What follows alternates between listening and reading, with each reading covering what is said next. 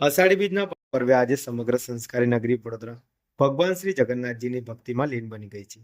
ISKCON Vadodara દ્વારા આયોજિત 45મી ભવ્ય શ્રી જગન્નાથજી રથયાત્રા આજે બપોરે 2:30 વાગ્યે વડોદરા રેલવે સ્ટેશનથી પ્રસ્થાન કરશે અને શહેરના મુખ્ય માર્ગો પરથી પસાર થઈ પોલો ગ્રાઉન્ડ ખાતે પૂર્ણ થશે.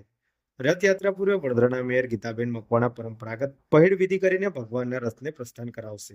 ભગવાન શ્રી જગન્નાથજી, ભાઈ બલભદ્ર અને બહેન સુભદ્રાજીના સુશોભિત રથો હરિનામ સંકીર્તન, ભજન કીર્તન, સાંસ્કૃતિક ઝાંખીઓ અને હજારો હરિભક્તોની ઉપસ્થિતિ સમગ્ર શહેરને ભક્તિમય વાતાવરણથી ઓતપ્રોત કરી દેશે. રથયાત્રાને લઈને છેલ્લા ઘણા દિવસોથી ઇસ્કોનના સ્વયંસેવકો તેમજ વિવિધ શૈક્ષણિક સંસ્થાઓના વિદ્યાર્થીઓ દ્વારા સમગ્ર યાત્રા માર્ગ પર સ્વચ્છતા અભિયાન ચલાવવામાં આવ્યું હતું.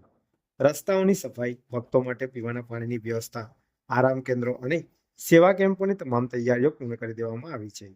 યાત્રા દરમિયાન હજારો ભાવિકોને શીરો સહિતના મહાપ્રસાદનું વિતરણ કરવામાં આવશે, જ્યારે વિવિધ સેવાભાવી સંસ્થાઓ દ્વારા ઠંડુ પાણી, છાશ અને શરબતની સેવા પણ પૂરી પાડવામાં આવશે. સુરક્ષાના દ્રષ્ટિકોણથી વડોદરા પોલીસ સંપૂર્ણ સજ્જ છે.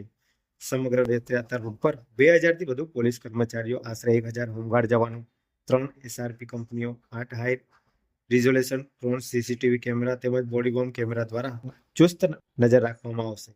કંટ્રોલ રૂમમાંથી સમગ્ર રથયાત્રાનું લાઈવ મોનિટરિંગ કરવામાં આવશે, જ્યારે ટ્રાફિક વ્યવસ્થા સુચારુ રહે તે માટે વિશેષ ડાયવર્ઝન પણ અમલમાં મૂકવામાં આવ્યા છે.